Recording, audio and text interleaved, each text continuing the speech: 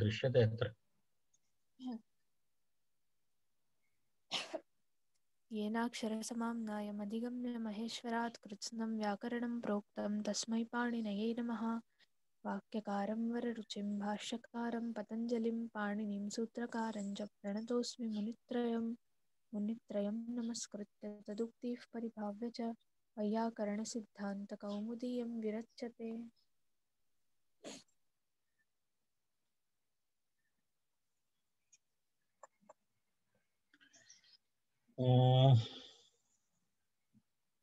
इदानीं वयं कुत्र स्मः?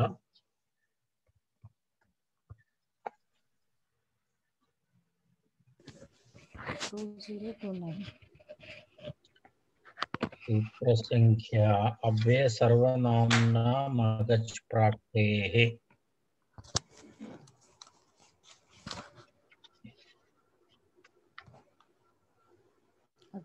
इति सूत्रं पूर्णं समाप्तम्। अज्ञाते इति पर्यन्तम् अभवत् न?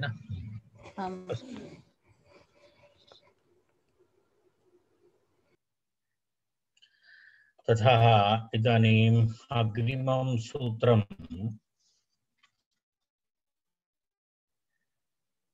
तस्य वार्तिकानि अपि समाप्तानि। संज्ञायां कन् इति अग्रिमं सूत्रम्।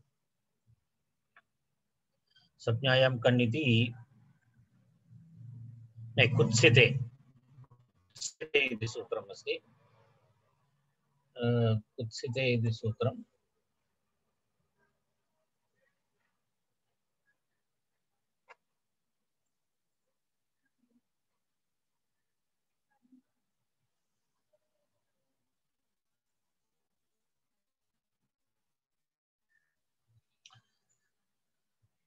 कुत्सिते पूर्वसूत्रानुवृत्तिः अत्रापि भवति। कुत्सिते इत्यत्र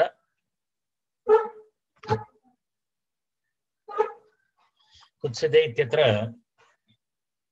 पूर्व अव्यय सर्वनाम्नाम् अगच् प्राक्तेः इति अनुवर्तते।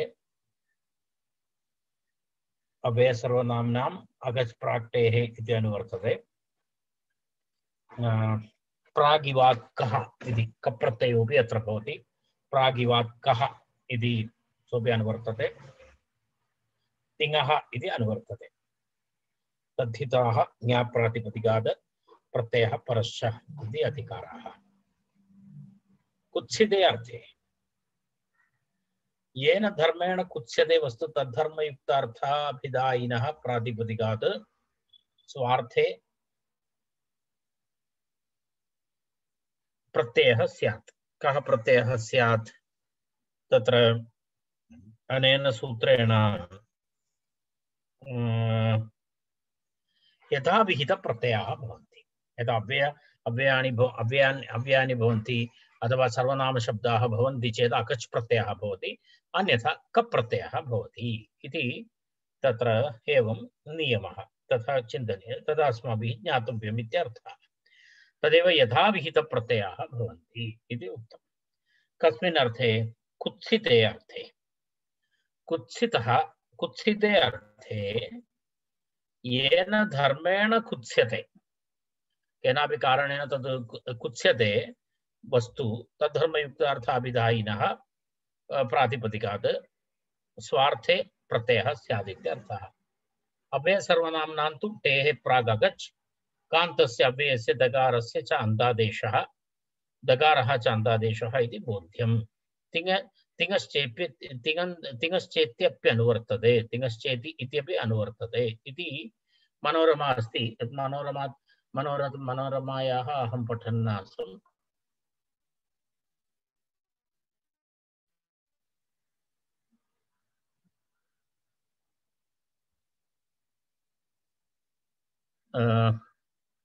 पश्यतु अत्र येन धर्मेण कुत्स्यते इति, तत्र येन धर्मेण कुत्स्यते वस्तु तद्धर्मयुक्तार्थाभिधायिनः प्रातिपदिकात् अव्यय सर्वनाम्नाम् अगच् प्राक्तेः कान्तस्य अव्ययस्य दकारः च अन्तादेशः इति भवति।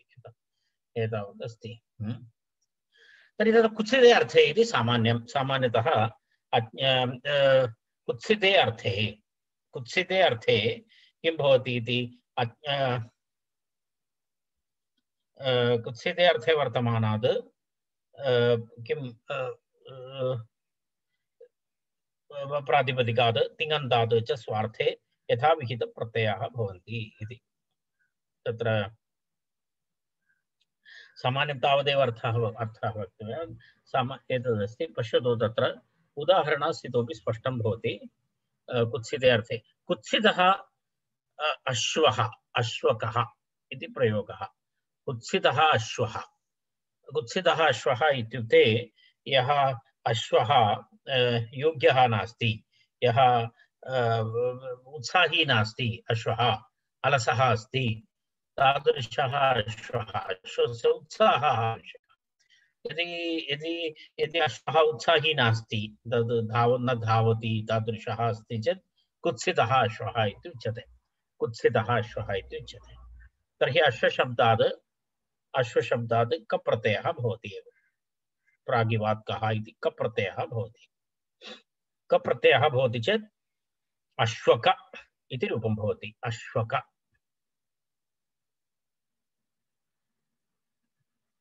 एकमेव उदाहरणमस्ति तस्मिन् विषये अर्थात् कुत्सितः अर्थः कुत्सितः अश्वः अश्वकः इति प्रागिवात् कः इति सूत्रेण कप्रत्ययः अर्थात् धावनस्य असम्यक्त्वाद् अश्वस्य कुत्साबोध्या इत्यर्थं तत्र कुत्साबोध्या अस्ति अर्थात् येन धर्मेण कुत्स्यते तद्धर्मयुक्तार्थाभिधायिनः तद्धर्मः युक्त अर्थाभिधायिनः अत्र धर्मः धावनं तत्र धावने सः असमर्थः तेन कारणेन तद्धर्मायुक्ताभिधेयः अश्वः यः धर्मः धावनात् तद्युक्त अभिधेयः अश्वः तस्मात् अश्वात् कप्रत्ययः तेन कारणेन कुत्सितः अर्थः कुत्सितः अश्वः इत्यर्थे अश्वकः इति रूपं भवति मनोरमां पश्यतु धावनस्य तत्र एवमस्ति धावनस्य असम्यक्त्वाद् अश्वस्य कुत्साबोध्या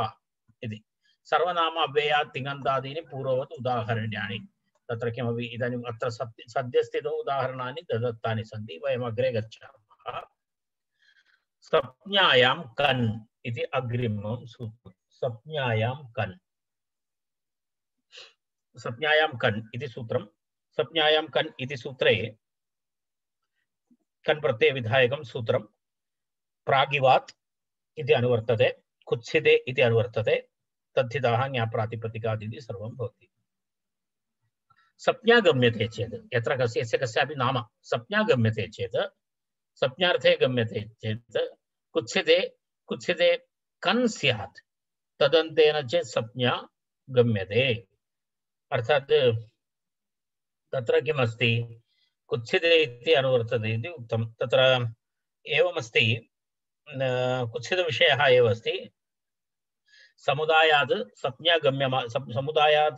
संज्ञायां गम्यमाने तत्र गम्यमानायां तत्र कुत्सितार्थे वर्तमानात् प्रातिपदिकात् स्वार्थे कन् प्रत्ययः स्यात् इत्यर्थः कुत्सिते कन् स्यात् कुत्सिते अर्थे कन् स्यात् कस्मिन् अर्थे संज्ञा गम्यते चेत् संज्ञार्थे गम्यमाने सति तत्र किं भवति कुत्सिते कन् स्यात् इत्यर्थः कुत्सिते कन् स्यात् कुत्सितार्थस्य वस्तुतः प्रागिवात् कः इति कप्रत्यय विधानम् अनन्तरं कन् प्रत्यय विधानेन रूपे कोऽपि भेदः न भवति कारणम् अत्रापि नकारस्य संज्ञालोपः भवति ककारः भवति चेदपि क इत्येव भवति केवलं तत्र एतदर्थं तत्र स्वरनिमित्तं तस्य प्रयोगः कृतः स्वरनिमित्तं तस्य प्रयोगः अस्ति कारण कुत्सिते अर्थेपि कप्रत्ययः भवति चेदपि रूपसाम्यं तु अवश्यं भवति तथापि कन् प्रत्यय नकारः इत्संज्ञक कारणेन स्वरभेदः भवति स्वरभेदनिमित्तं तत्र कन् प्रत्ययः विधीयते तावदेव अस्ति समानं जातिवाचक संज्ञार्थी तत्र यदा शूद्रकः कुत्सितः शूद्रकः इति निन्दितः शूद्रः इत्यर्थे कुत्सितः शूद्रः इति शूद्रशब्दात् कन् प्रत्ययः भवति कन्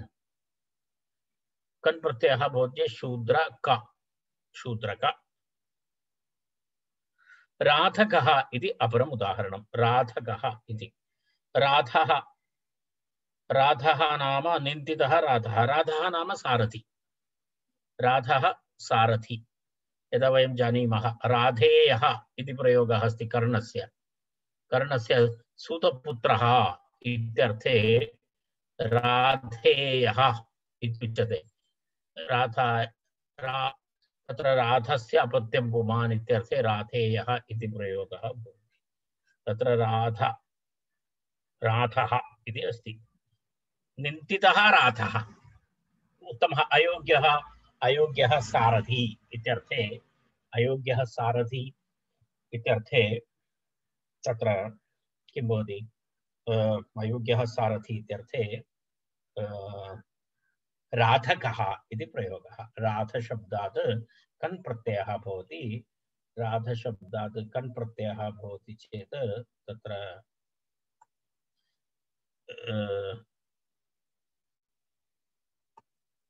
एवं रूपं भवति।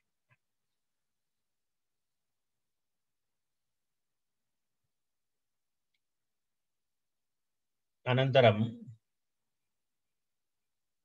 अग्रे किमस्ति, अग्रिमं सूत्रमस्ति अनुकम्पायाम् इति अग्रिमं सूत्रम्।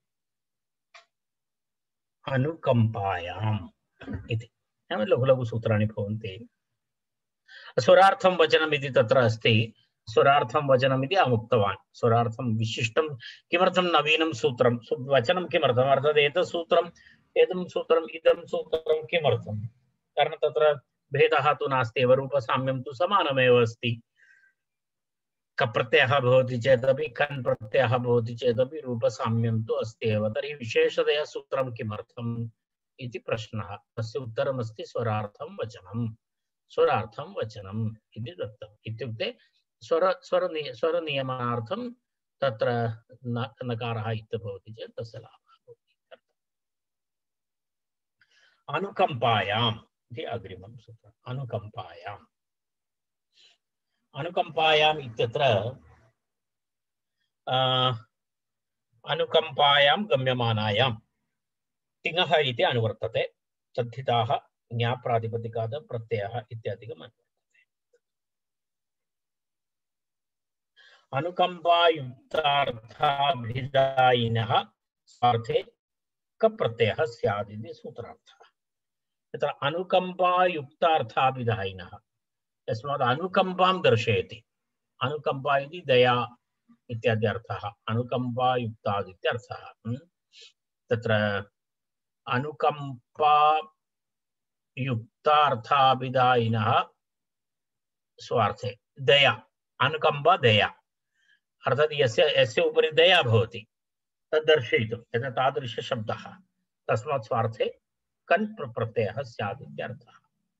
कन् प्रत्ययः इति पूर्वसूत्रात् अनुवर्तते, कन् इति अनुवर्तते अत्र पूर्वसूत्रात्। प्रातिपदिकात् तिङन्तात् अनुकम्पायां गम्यमानायां यथाविहित प्रत्ययः भवति। अव्यय सर्वनाम्न तिङन्तात् अगच्छ अन्यप्रातिपदिकेभ्यः कप्रत्ययः भवति। अत्र कन् प्रत्ययः इति उक्तमस्ति। कुत्रचित् कन् वदति, कुत्रचित् कप्रत्ययः भवति। वयम् एतद् विवरणग्रन्थापेक्षया अहं बालमनोरमामेव अनुसरामि। बालमनोरमायां कप्रत्ययः इति अस्ति, अत्र मुद्रणदोषः अस्ति। अत्र मुद्रणे कन् इति अस्ति। यदा अहं PDF दर्शयन् अस्मि तत्र वस्तुतः मुद्रितपुस्तके बालमनोरमायां स्वार्थे कप्रत्ययः स्यात् इत्यर्थः अस्ति। कप्रत्ययः एव स्यात्, कप्रत्ययः एव स्यात्। पश्यतु, तत्र अनुकम्पितः पुत्रः, अनुकम्पितः पुत्रः इत्यर्थे दयनीयः पुत्रः, अनुकम्पितः पुत्रः इत्यर्थे पुत्रशब्दात् कप्रत्ययः, पुत्रकः इति प्रयोगः भवति। पुत्रकः इत्युक्ते किञ्चित् दया अर्हति सः, दयनीयः, दयाम् अर्हति, अनुकम्पाम् अर्हति, अनुकम्पितः अस्ति सः इत्यर्थे पुत्रकः इति प्रयोगः भवति। पुत्रक इति भवति।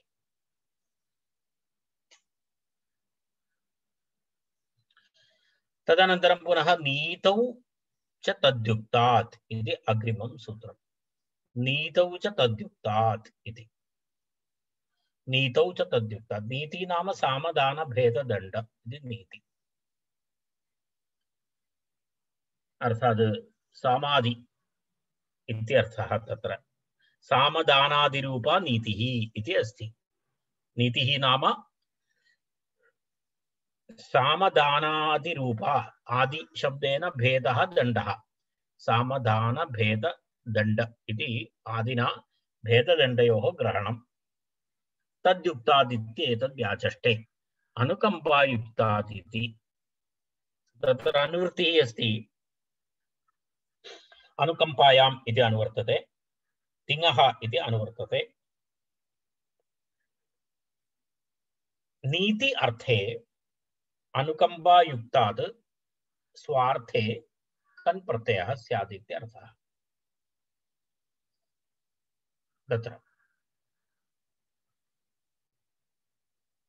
तत्र पश्यतु। सामदानादिरूपा नीतिः। नीतिविषये विवरणं दत्तं। सामदानादिरूपा नीतिः। तदनन्तरं पुनः एतदपि उक्तम्। अग्रे सूत्रार्थः अपि दत्तः अस्ति। तस्यां गम्यमानायाम् इत्युक्ते नीतौ गम्यमानायाम् अनुकम्पायुक्तात् यस्य उपरि अनुकम्पा अस्ति अनुकम्पायुक्तात् कप्रत्ययः स्यात् इत्यर्थः। एतत् सर्वम् एकैकप्रयोगविशेषः। एतत् वयम् अस्माकं मातृभाषायां स्थित्वा एतस्य चिन्तनं करोति चेत् कथम् एवं रूपाणि भवन्ति इति कदाचित् विचारः भवेत्। एतत् सर्वं वस्तुतः एकैकभाषायाः कालखण्डस्य प्रदेशस्य सर्वं तत्र भवति। तस्य उदाहरणं पश्यतु। हन्तते धानकाः इति उदाहरणं। हन्तते धानकाः इति उदाहरणं तत्र अस्ति। तस्य आशयः कः? तत्र एवमस्ति। हन्तते धानकाः इत्युक्ते कस्मै अपि किं करोति? तत्र दयायाः पात्रम् अस्ति कश्चन। सः तस्मै किं ददाति? यदा किञ्चित् धान्यं ददाति। यदा किमपि तत्र भर्जितं किमपि धान्यं ददाति तर्हि तस्मै अनुकम्पां दर्शयितुं तस्य स्थितिः कठिना अस्ति। सः अनुकम्पाम् अर्हति। तद् कारणेन तस्मै किञ्चित् एतत् दातुम् इच्छति। सः धानकः इति उच्यते। तर्हि सः एव दयायाः पात्रमस्ति। सः तस्मै धानकः इति उच्यते। धानकः इत्युक्ते एवम् अर्थः भवति। हन्तते धानकाः इति तद् वाक्यं। हन्तते धानकाः इति। कोऽपि दयायाः पात्रमस्ति। तस्मै अनुकूलं कारयितुम् एवं किञ्चित् क्षणकादिकं यत् किमपि धान्यं ददाति। यस्मै ददाति सः ते धानकाः इति। सः धानकः। ते धानकाः इति बहुवचने तत्र तस्मै यद् ददाति तद् वस्तुतः अनुकम्पानिमित्तं तस्यां गम्यमानायाम् अनुकम्पायुक्तात्। तत्र अनुकम्पा अस्ति। एतद् दानकारणेन तस्य उपरि अनुकम्पा अस्ति। तर्हि तत्र वस्तुतः व्यक्तिविशेषः नास्ति। व्यक्तिविशेषः नास्ति तत्र। हन्ते हे पुत्र हन्तते धानकाः इति अनुकम्पायुक्ताः धानाः इति। अर्थात् भवते अनुकम्पया एतद् धान्यादिकं यच्छन्ति इत्यर्थः। एतद् भवते हन्तते हे पुत्र ते धानकाः इति तत्र वाक्यम्। हन्त इति एदन्तं, हे पुत्र इति शेषः, अनुकम्पायुक्ताः धानाः इत्यर्थः। धानानां विशेषण धानानामेव विवरणं तत्र क्रियते।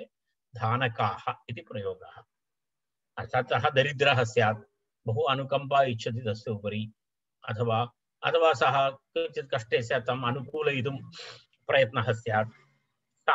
साम दानादि दत्त्वा तम् अनुकूलयितुं, तत्र उक्तं खलु नीति अस्ति खलु, नीति अस्ति।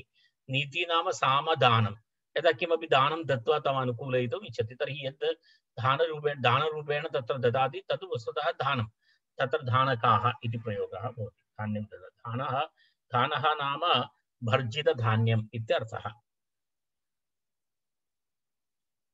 धानकाः इति गुडकाः इति प्रयोगः अस्ति एवमेव समानमेव भवति गुडकाः इति समानार्थे तादृशः प्रयोगः गुडं ददाति इत्यर्थः गुडं ददाति कस्मैचित् एवम् अनुकूलयितुम् एवं किं करोति हन्तते गुडकाः इति प्रयोगः हन्तते गुडकाः तत्र गुडं ददाति एवम् एकैकस्य एवम् अनुकूलयितुम् एकं वदति तत्र पश्यतु हन्त एहि आगच्छतु इति वदति हन्त हेहि अर्थात् कमपि आह्वयति बेटा आवो अनुकूलयितुं साम कश्चन बालकः कुत्रचित् स्थित्वा रोदनं करोति इति चिन्तयतु रोदनं करोति तस्मै आह्वयति हन्त एहि तत्र एहि इति तिङ् शब्दः तिङन्तादपि कन् भवति इति तिङन्तादपि कप्रत्ययः भवति इति उक्तम् तत्र कथं भवति एहि कप्रत्ययः न भवति एहि इति क्रियापदमस्ति अव्ययमस्ति अव्ययमस्ति इति कृत्वा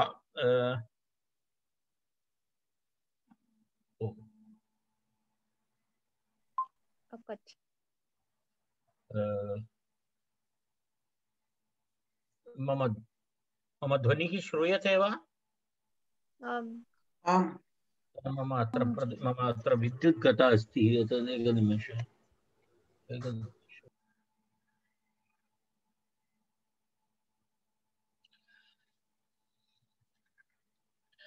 एहि इत्यस्मात् अगच् प्रत्ययः भवति एहि इत्यस्मात् अगच् प्रत्ययः भवति वयं ह्यः दृष्टवन्तः अगच् प्रत्ययः भवति चेत् तत्र किं भवति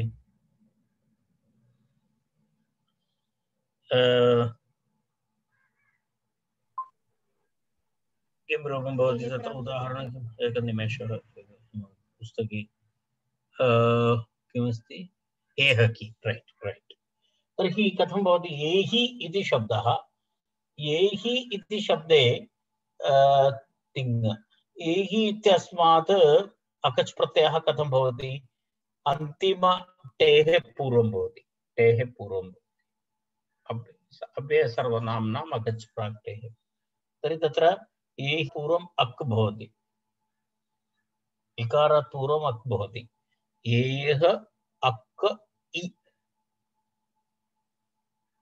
एह अक् इ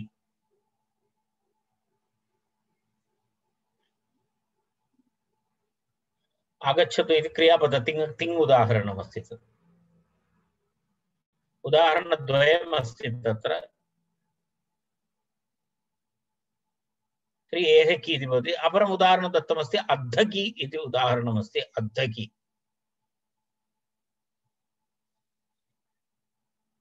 एहि इति तिङन्तस्य टेः प्राक् अकच् तत्र वे सर्वनाम्नाम् इत्यत्र तिङश्च इति अनुवृत्तिः अस्ति तेन कारणेन तिङन्तादपि भवति इति तद् वयं ह्यः दृष्टवन्तः ह्यः वयं पठितवन्तः अद्धि इति तिङन्तमस्ति भोजनं करोतु इति खादतु इति वदति अद्धि अत्ति तर्हि तस्य किं भवति तस्य अर्थः कः अस्ति हन्त अद्धि इति वदति कश्चन बालकः तस्मै किञ्चित् ददाति खादितुं तर्हि तदा वदति तत्र अद्धकि इति प्रयोगः भवति अद्धि इति क्रियापदम् अद्धि इति क्रियापदात् अगच् प्रत्ययः भवति टेः पूर्वं तर्हि अद्ध अक इ अद्धकि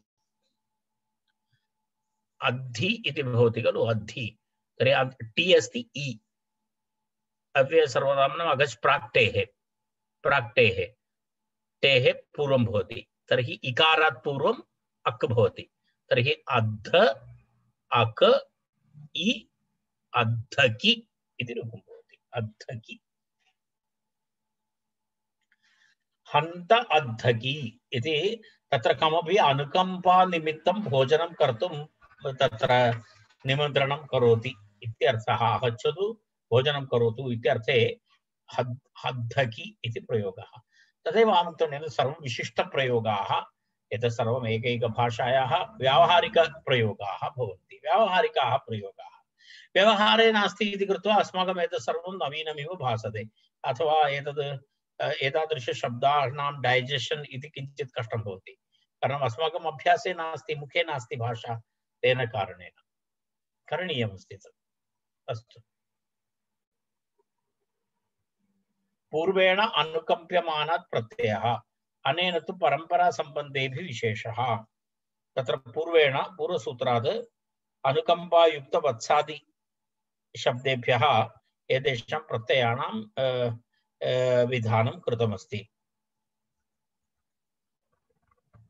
अत्र अस्मिन् सूत्रे प्रत्ययविधानं नाम किमस्ति अनेन तु परम्परा सम्बन्धेः विशेषः इति परम्परा सम्बन्धेन विशेषः इत्युक्ते तत्र किमस्ति यस्य वस्तुनः दानेन तत्र अनुकम्पां प्रकटयति तस्मात् अत्र प्रत्ययविधानं भवति अनुकम्पां दर्शयितुमेव वस्तुतः हन्त इत्यादि शब्दानां प्रयोगः भवति तत्र हन्त इत्यादि शब्दानां प्रयोगः किं दर्शयितुम् अनुकम्पां दर्शयितुं तस्य शब्दस्य प्रयोगः इति तस्य आशयः पूर्वेण अनुकम्प्यमानात् प्रत्ययः इति उक्तं तत्र यः अनुकम्पायाः पात्रमस्ति तस्मात् प्रत्ययः भवति अत्र परम्परया सम्बन्धेन अपि भवति इत्युक्ते येन यद् दत्त्वा तत्र करोति तस्मादपि अत्र प्रत्ययः भवति परम्परया भवति अर्थात् दानेन अथवा गुडदानेन इति तत्र परम्परयापि अत्र विशेषः पूर्वसूत्रे तु डैरेक्ट् अस्ति यदा पूर्वसूत्रस्य उदाहरणं पश्यतु राधकः शूद्रकः इत्यादिकं तत्र क्षम्यतां पुत्रकः इत्यादि उदाहरणं तत्र साक्षात् अस्ति अत्र परम्परया अस्ति यत्र वस्तु ददाति तादृश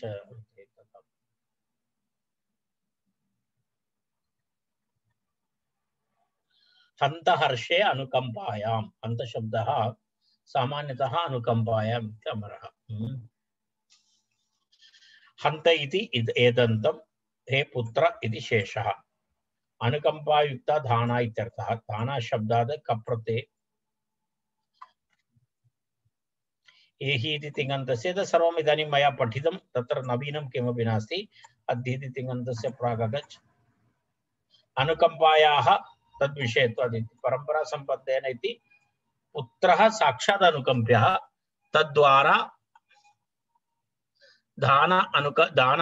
धानानुकम्पायुक्ता इति भावः वस्तुतः पुत्रः साक्षात् अनुकम्प्यमानः अस्ति खलु धानाः अनुकम्पायाः पात्रं न परम्परया सम्बन्धः इत्यर्थः साक्षात् सम्बन्धः नास्ति परम्परया सम्बन्धः इति विशेषः तावत्पर्यन्तं मया विवृतं तावदेव अस्ति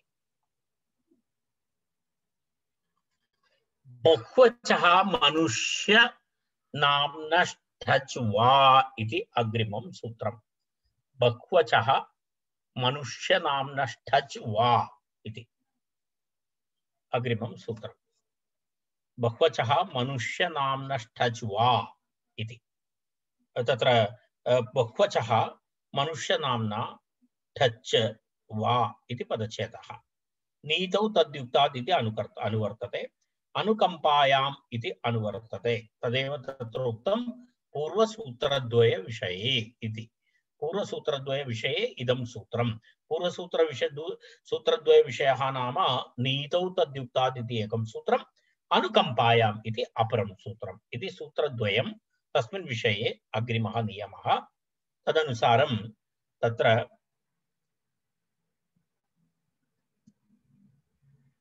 पश्यतु अनुकम्पायाम् इति नीतौ च तद्युक्तात् इति च सूत्रद्वय विषये बहुवचः अर्थात् एकाधिक अच् भवति तादृश मनुष्यनाम्नः प्रातिपदिकात् मनुष्यनामधेयवाची प्रातिपदिकम् मनुष्यस्य नामधेयः देवदत्तः यज्ञदत्तः इत्यादि मनुष्यनाम्नः बहुवचः इति एकाधिक अच् भवति बहु अच् भवति तादृश प्रातिपदिकात् टच् विकल्पेन स्यात् इत्यर्थः टच् प्रत्ययः विकल्पेन भवति इत्यर्थः कस्मिन् अर्थे अनुकम्पायाम् नीतौ च तद्युक्तात् इति अर्थद्वये अनुकम्पायाम् अथवा नीतौ च तद्युक्तात् अनुकम्पायाम् इत्यनेन साक्षात् शब्देन सह भवति। पक्षे कः यदि तन्नास्ति चेत् अर्थात् वैकल्पिकनियमः एषः टच् टच् ठच् प्रत्ययः वैकल्पिकः ठच् प्रत्ययः वैकल्पिकः तेन ठच् प्रत्यय अभावपक्षे तु किं भवति ठच् प्रत्यय अभावपक्षे एतदपि भवति कप् प्रत्ययः भवितुम् अर्हति इति उक्तं कप् प्रत्ययः पक्षे कः इति उक्तम् इत्युक्ते अनेक स्वरवर्णयुक्त मनुष्यनामधेय प्रातिपदिकात् अनुकंपा एवं अनुकंपायुक्त नीति अर्थे गम्यमाने विकल्पेन ठच् प्रत्ययः भवति। विकल्पेन यदि ठच् प्रत्यय अभाव पक्षे कप् प्रत्ययः अपि भवति इत्यर्थः। तत्र इतोपि सूत्रद्वयमस्ति उदाहरणार्थं, तर्हि वयं तत्र तदपि दृष्ट्वा अनन्तरम् उदाहरणम् इतोपि प्रत्ययद्वयम् अस्मिन् अर्थे विधीयते। धनिलचौ च इति खनिलचौ च इति खनिलचौ च प्रत्यय तत्र एवं खनिलचौ च इत्यत्र एवमस्ति बहुवचः मनुष्याणां खन् प्रत्ययः इलच् प्रत्ययः तदेव खनिलचौ इति खञ्च इलच्च खनिलचौ खन् प्रत्ययः इलच् खनिलचौ स्तः सर्वं पूर्ववत् अनुवर्तते। बहुवचः मनुष्यनाम्नष्टच्वा इति अनुवर्तते। नीतौ च तद्युक्तात् इति अनुवर्तते। अनुकम्पायाम् इति अनुवर्तते। तदेव तत्रैव इति उक्तम्। बहुवचः इति पूर्वसूत्रविषये इत्यर्थः। अनुकम्पायाम् इति नीतौ च तद्युक्तात् इति च सूत्रद्वयविषये बहुवचः मनुष्यनाम्नः खन् इलच् एतौ च प्रत्ययौ इत्यर्थः। तर्हि आहत्य चत्वारः प्रत्ययाः भवन्ति एकस्मिन्नेव अर्थे। पूर्वं ठच् उक्तं, तदनन्तरं पाक्षिकः कः, तदनन्तरम् अत्र इदानीं वेदस्य सूत्रस्य अर्थं पश्यतु। अनुकम्पायाम् इति नीतौ च तद्युक्तात् इति च सूत्रद्वयविषये बहुवचः मनुष्यनाम्नः खन् इलच् एतौ च प्रत्ययौ इत्यर्थः। तर्हि आहत्य चत्वारः प्रत्ययाः अस्मिन् अर्थे अभवन्। ठच् क खन् इलच् इति चत्वारः प्रत्ययाः एतस्मिन् अर्थे मनुष्यनामधेयवाची प्रातिपदिकेभ्यः भवति। कस्मिन् अर्थे? अनुकम्पायाम् अथवा नीतौ च तद्युक्तात् इति अर्थद्वये एवं बहुवचः मनुष्यनाम्नः तद् विशेषः। बहुवचः इति विशेषणं तस्य मनुष्यनाम्नः इत्यस्य अर्थात् एकाधिक अच् बहुस्वरवर्णयुक्त इत्यर्थः। बहुस्वरवर्णयुक्त इत्यर्थः। तदपि उक्त्वा इतोपि एकं सूत्रं करणीयमस्ति। तदनन्तरम् एतेषां सर्वेषाम् उदाहरणानि भवन्ति। ठाजादौ ऊर्ध्वं द्वितीयात् अचः इति अस्ति। अत्र इतोपि कश्चन नियमः अस्ति। ठाजादौ ऊर्ध्वं द्वितीयात् अचः इति पदच्छेदः। ठाजादौ ऊर्ध्वं द्वितीयात् अचः।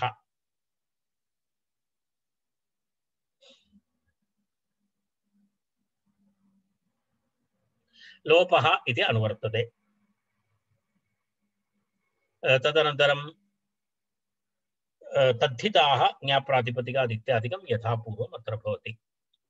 अनुकम्पायां नीतौ च इत्यस्मिन् प्रकरणे इति अर्थः। तदेव अस्मिन् प्रकरणे इति उक्तं सूत्रार्थे। अस्मिन् प्रकरणे इत्युक्ते अनुकम्पायां नीतौ च इत्यस्मिन् प्रकरणे इत्यर्थः। अस्मिन् प्रकरणे इति सन्निधानलभ्यमिदं। तर्हि कथं प्राप्नोति अस्मिन् प्रकरणे इत्यस्य पार्श्वे इदानीमेव उक्तम् इति कृत्वा सा तदेव मनोरमाकारः वदति सन्निधानलभ्यमिदं सन्निधानलभ्यमिदं सन्निधानलभ्यमिदम् इत्युक्ते पश्यतु अत्र अर्थात् समीपवर्ती इदानीमेव उक्तं खलु सन्निधानं नाम सामीप्यं सामीप्यलभ्यमिदम् इदानीमेव तस्मिन् विषये चर्चा जाता इति कृत्वा तस्मात् अस्मिन् प्रकरणे इत्यस्य एवम् अर्थः स्वीकरणीयः अनुकम्पायां नीतौ च तद्युक्तात्वात् इति। तदनन्तरं किमस्ति यः अस्मिन् प्रकरणे यः किं भवति ठच् ठच् भवति तदनन्तरं ठ एवम् अजाति तदेव एवं यः ठः अजातिप्रत्ययश्च तस्मिन् प्रत्यये परे प्रकृतेः द्वितीयादचः ऊर्ध्वं सर्वं लुप्यते इति सूत्रार्थः। किमस्ति तत्र यः ठः ठः इत्युक्ते तत्र अस्मिन् प्रकरणे ठ प्रत्ययः अजातिप्रत्ययः च परे भवति चेत् इत्यर्थः। एवमस्ति अत्र अस्मिन् प्रकरणे किं किं भवति ठ प्रत्ययः अथवा अजातिप्रत्ययः परे भवति चेत् किं भवति तस्य परवर्ती प्रकृतिवाचकात् द्वितीयादचः उत्तरवर्ती अवशिष्ट अंशस्य लोपः भवति। द्वितीयाचः इत्युक्ते यदा प्रातिपदिकस्य प्रथमा अच् द्वितीया अच् यदा उदाहरणाय देवदत्तः इति शब्दं स्वीकुर्मः वयं देवदत्तः इति शब्दं स्वीकुर्मः चेत् इदानीं देवदत्तशब्दात् ठच् प्रत्ययः भवति इति चिन्तयतु। देवदत्तः इति प्रातिपदिकं देवदत्ताद अनुकम्पायां वा नीतौ च तद्युक्तत्वात् इत्यर्थे क प्रत्ययः भवति इति। तर्हि देवदत्त क इति भवति। तर्हि तत्र पश्यतु अस्मिन् प्रकरणे ठप् प्रत्ययः अस्ति। ठप् प्रत्ययः अस्ति चेत् किं भवति ठप् प्रत्ययः अथवा अजातिप्रत्ययः भवति चेत् तर्हि ठप् प्रत्ययः भवति चेत् किम् उक्तम् अत्र द्वितीयाचः इति भवति। प्रकृतिवाचकशब्दस्य द्वितीयाचः प्रथमाचः इति देवदत्तः इति शब्दः। देवदत्तः इति शब्दे दे इति एकारः प्रथमा अच् तदनन्तरं वकारः वकारोत्तर अकारः द्वितीयाच् तदनन्तरं द्वितीयाचः द्वितीयादचः ऊर्ध्वं सर्वं लुप्यते इत्यर्थः। सर्वेषामपि लोपः भवति इत्यर्थः लुप्यते इत्यर्थः। तर्हि तदेतस्य सूत्रस्य अर्थः। अस्मिन् प्रकरणे यः ठः अजातिप्रत्ययश्च तस्मिन् प्रत्यये परे किं भवति प्रकृतेः द्वितीयादचः ऊर्ध्वं तदनन्तरं यदस्ति सर्वं लुप्यते इत्यर्थः। तादृशप्रयोगाः सन्ति। पश्यतु अनुकम्पितः देवदत्तः देविकः इति प्रयोगः भवति। पश्यतु कथं भवति इति। देविकः इति शब्दः देवदत्तः इति शब्दः सम्बन्धः एव न दृश्येत। अनुकम्पितः देवदत्तः इति प्रयोगः। अनुकम्पितः देवदत्तः इति तत्र बहु तस्य उपरि अनुकम्पा अस्ति। अनुकम्पितः देवदत्तः तत्र वस्तुतः तस्य एवं किञ्चित् तथा बहु दयया अत्यन्त प्रेम्णा अनुकम्पया एवम् आह्वयति। तर्हि तत्र यदा देवदत्तशब्दात् ठप् प्रत्ययः भवति इति पश्यतु। अनुकम्पायां देवदत्तशब्दात् ठप् प्रत्ययः भवति। देवदत्तशब्दात् ठप् प्रत्ययः भवति चेत् तत्र दत्त इति शब्दः देवदत्त ठ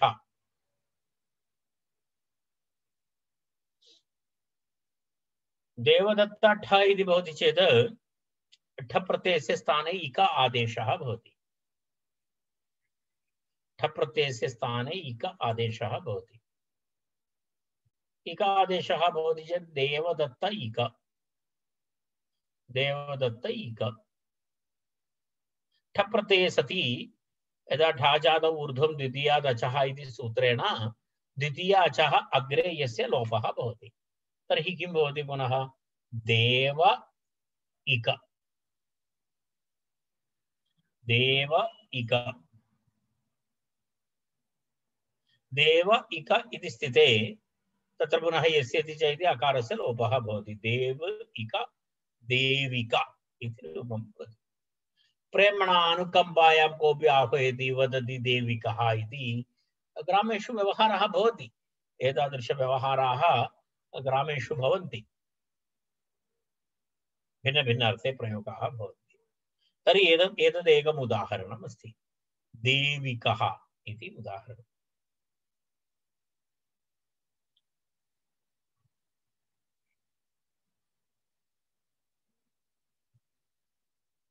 देवीह इति प्रयोगः भवति।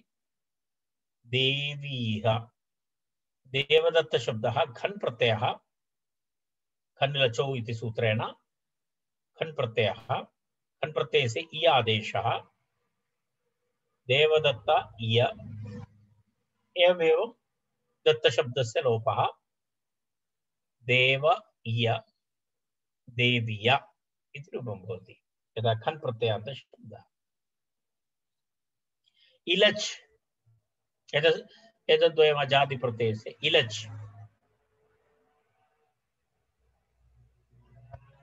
इलच् भवति चेत्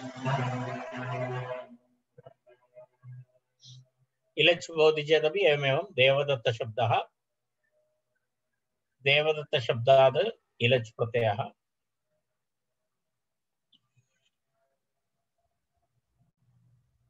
देव इल देविला इति रूपं भवति।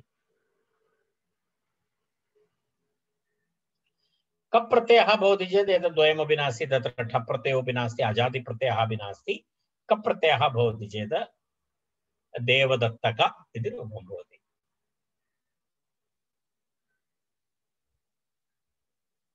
देवदत्तक इति रूपं भवति। अनुकम्पितः वायुदत्तः वायुकः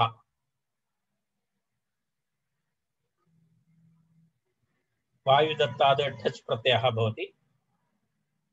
दत्तशब्दस्य लोपः भवति।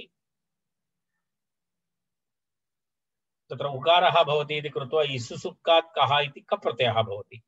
तेन कारणेन तत् विशिष्टं दर्शितं। तत्र वायुकः इति रूपं भवति। तत्र ठस्य स्थाने कप् प्रत्ययः भवति। इसुसुक्कान्तात् कः पठितं सूत्रमस्ति पूर्वमस्माभिः। पक्षे औत्सर्गिकः कप् प्रत्ययः भवति चेत् वायुदत्तकः इति भवति। तदेव रूपद्वयं तत्र वायुदत्तः वायुकः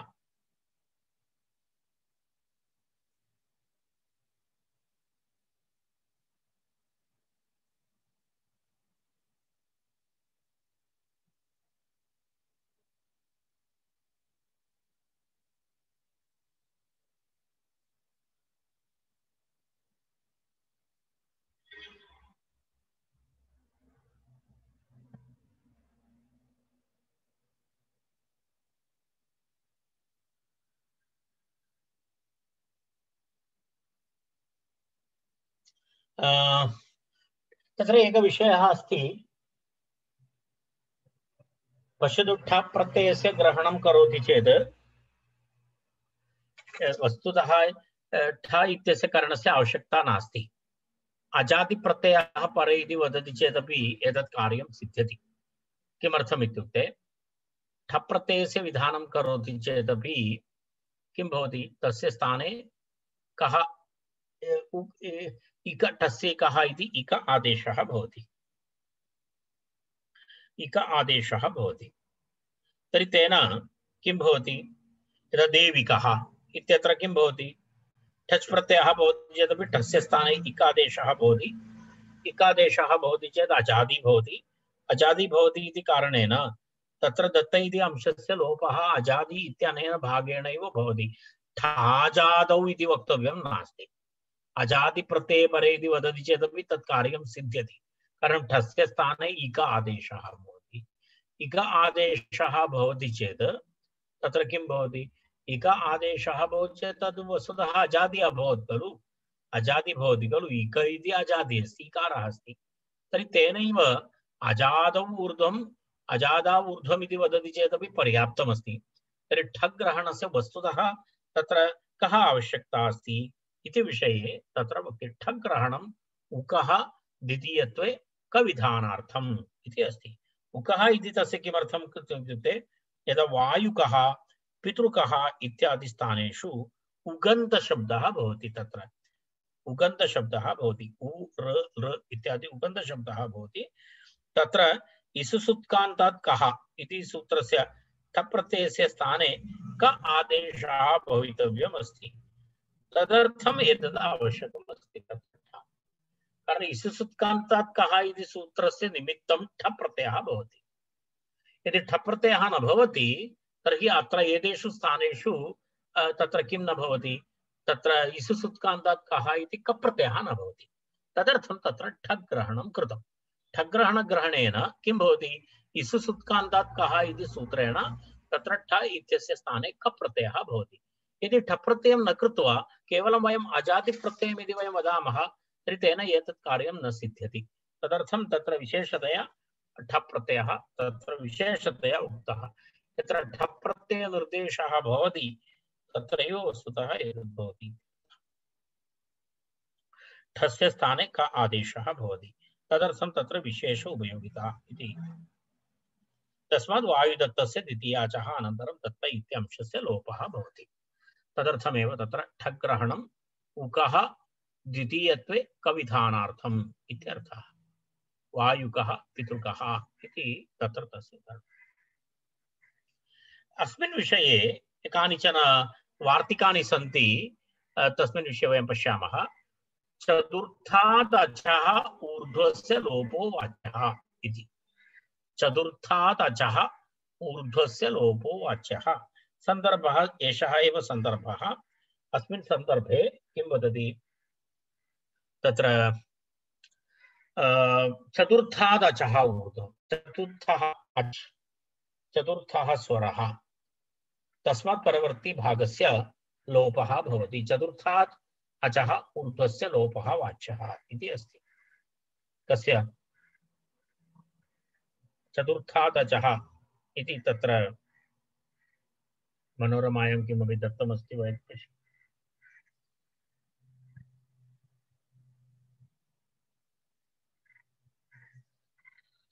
मनोरमायां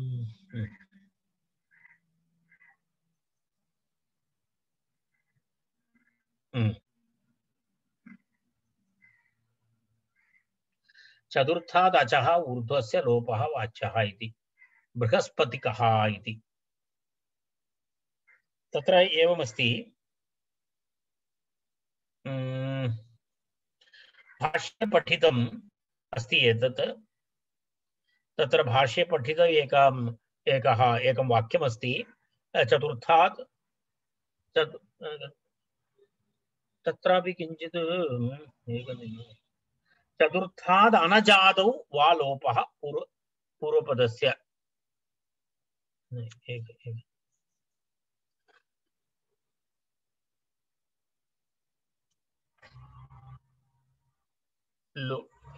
चतुर्थात् अचः ऊर्ध्वस्य लोपो वाच्यः अनुकंपितः बृहस्पतिदत्तः। यत्र यत्र चतुरधिक अर्थात् स्वराः भवन्ति तादृशे सन्दर्भे चतुर्थात् ऊर्ध्वं किमस्ति तस्य लोपः भवति इति विशेषनियमः।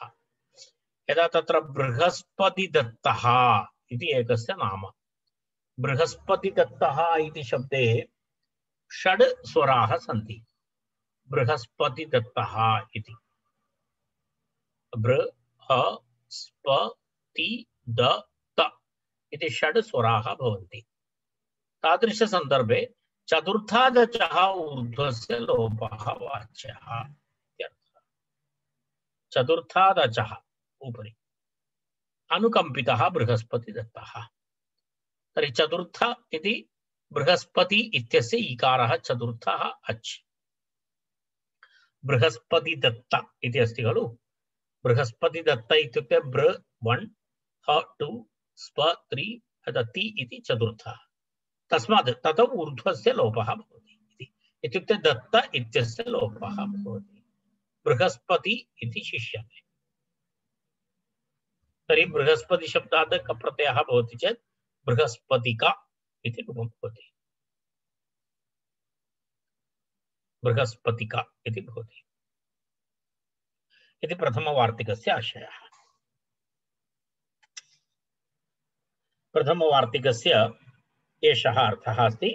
बृहस्पतिदत्तः अनुकम्पितः बृहस्पतिदत्तः इत्यस्मात् प्रत्ययः इक आदेशः बृहस्पति इक दत्त इत्यस्य लोपः भवति अनेन वार्तिकेन। तर्हि बृहस्पति इक यस्यति च इति बृहस्पति शब्दस्य इकारस्य लोपः बृहस्पति इक बृहस्पतिका इति रूपं भवति। बृहस्पतिका इति। अस्मिन् प्रकरणे अग्रिमं वार्तिकम् इतोपि द्वित्रिवार्तिकानि सन्ति। लोपः पूर्वपदस्य च, लोपः पूर्वपदस्य च इति वार्तिकम्। अनजातौ च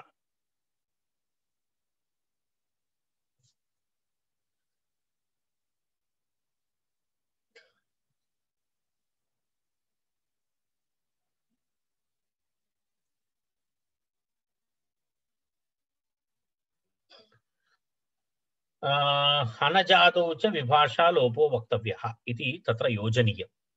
अनजातौ च विभाषा लोपः वक्तव्यः इति। अनजातौ प्रत्यये परे। पूर्वं तु वयम् अजाति प्रत्यये परे इति वयं विषयं पठितवन्तः। अनजातौ च, अनजातौ च, अनजातौ च इत्युक्ते तत्र अजादिभिन्न प्रत्यये परे, अजादिभिन्न प्रत्यये परे विभाषा लोपः वक्तव्यः इत्यर्थः। विभाषा लोपः वक्तव्यः इत्युक्ते वैकल्पिकं तत्र भवति। वैकल्पिकः नियमः भवति इत्यर्थः। अर्थात् अनजातौ च इति तत्र भवति। अनजातौ च चत्वारः स्वरयुक्ताः वर्णाः शब्दाः तस्मिन् विषये प्रतिपादयति। अर्थात् अजादिभिन्न प्रत्यये परे विकल्पेन उत्तरांशस्य लोपः भवति इत्यर्थः।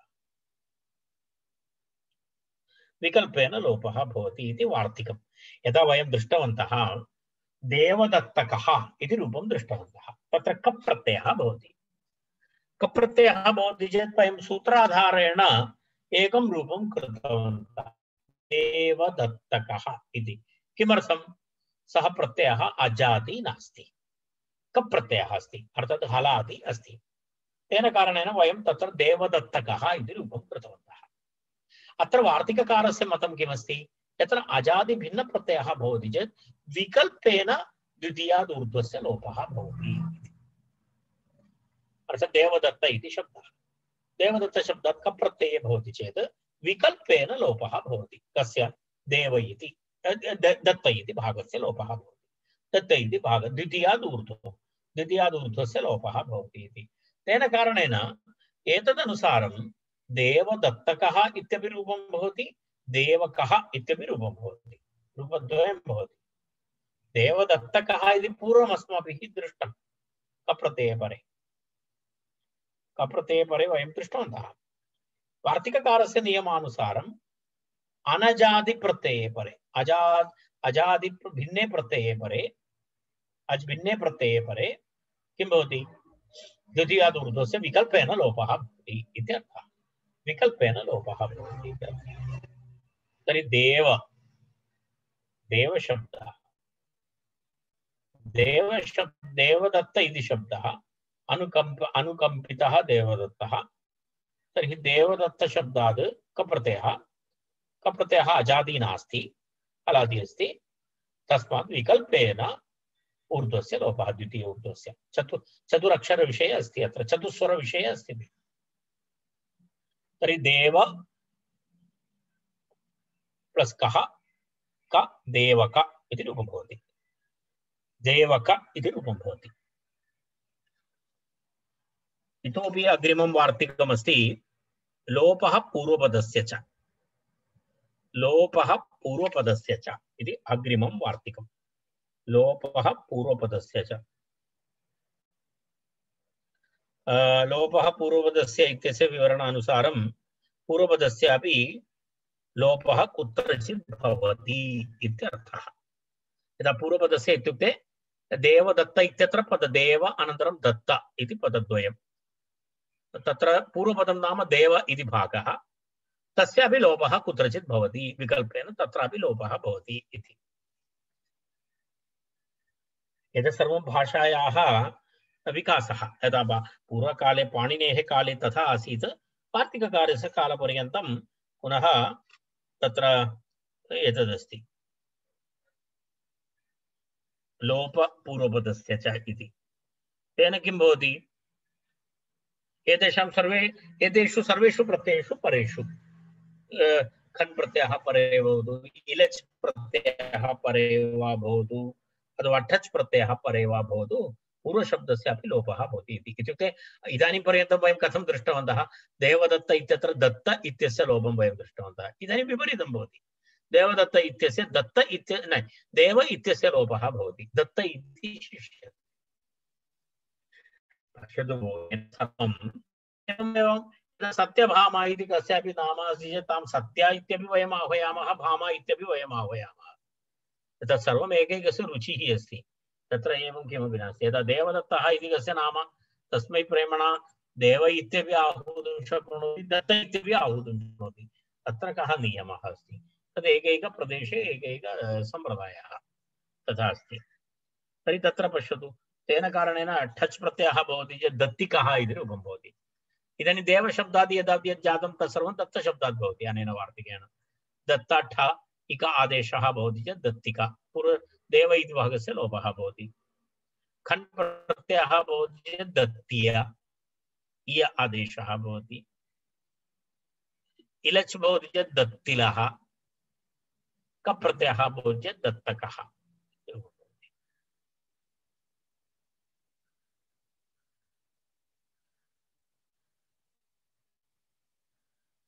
विनापि प्रत्ययं पूर्वोत्तरपदयोः वा लोपः भवति इत्यपि उक्तम्। यदा प्रत्ययः नास्ति चेदपि एवमेव लोके भवति इति एतयोः शब्दयोः लोपः। कदाचित् पूर्वपदस्यापि लोपः भवति। अत्र अहं तदेव उक्तवान्, तदेव इदानीं पश्यतु, देवदत्तः दत्तः इति देवदत्तः अपि आह्वयति, दत्तः इत्यपि प्रयोगः अस्ति, देवः इत्यपि प्रयोगः भवति। सत्यभामा इत्यत्रापि एवमेव अस्ति, भामा इत्यपि भवति, सत्या इत्यपि भवति। तत्र प्रत्ययेन भवितव्यम् इति किमपि नास्ति, तद्विनापि तथा लोपाः भवन्ति।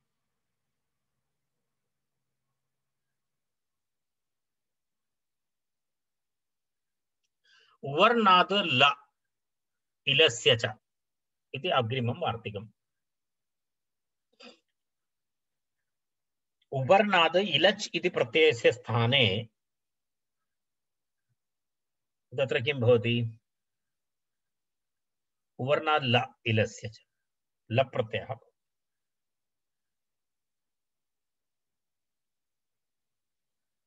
उवर्णात्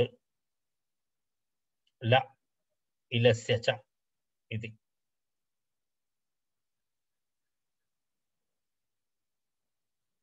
तत्र ल भवति इत्युक्ते ल इति वर्णः भवति इति अर्थः नास्ति। ल भवति इत्युक्ते पूर्वाचार्याणां मते ल इत्युक्ते लोपः इत्यर्थः।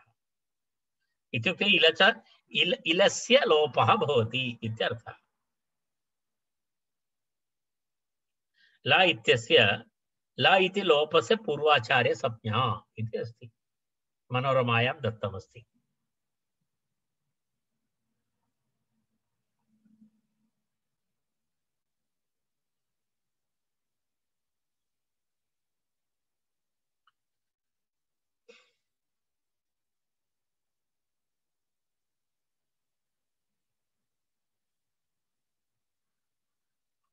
ल इति लोपस्य पूर्वाचार्य संज्ञा, वर्णात् परस्य इलचः लोपः स्यादित्यर्थः। तत्र किं भवति? भानुदत्तः इति भवति। भानुदत्तः इत्यत्र भानु इति उकारः भवति यदा दत्तशब्दस्य लोपे, तर्हि तस्मात् इल भवति चेत् तत्र आदेः परस्य इति भवति। लोपः इति इलच् इल इत्यस्य लोपः इत्युक्ते तत्र आदेः परस्य इति नियमानुसारम् इकारस्य लोपः भवति। इल इति पूर्णलोपः न भवति, इल इत्यस्य इकारस्य लोपः भवति। इकारस्य लोपः भवति चेत् भानुल इति भवति। आदेः परस्य इकारस्य लोपः इति मनोरमा पश्यतु। आदेः परस्य इति नियमेन परिभाषया इकारस्य लोपः भवति। इकारस्य लोपः भवति चेत् भानुल इति रूपं भवति।